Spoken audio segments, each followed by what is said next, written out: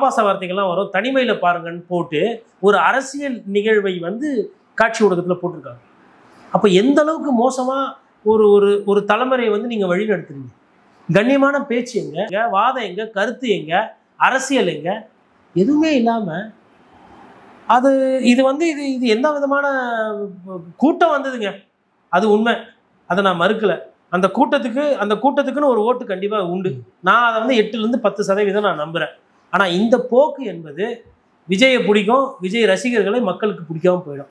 தொண்டர்களை பிடிக்கலைன்னா, நான் இப்போ சொல்கிறேன், கட்சிக்காரர்களே தொண்டர்களே பிடிக்கலைன்னா கண்டிப்பாக ஆட்சி பிரச்சனை ஆகிடும். திமுகவுக்கு இன்றைக்கி கெட்ட பேர் இருக்குது. ஏன்னா அவங்களோட கவுன்சிலர் எல்லா ஊராட்சி எல்லா மாநகராட்சியிலையும் பிரச்சனை, ஊழல் குற்றச்சாட்டு. மேயரோட கணவரே சொத்து ப்ராப்பர்ட்டி டேக்ஸ் விஷயத்தில் கைது செய்யப்பட்டிருக்கிறார் மதுரையில். சென்னையிலையும் ஒரு சில பிரச்சனைகள் இருக்குது. எல்லா மாநகராட்சியிலையும் ஊராட்சியிலையும் நகராட்சியிலையும் இன்னைக்கு பிரச்சனை இருக்குது, ஊழல் பிரச்சனை.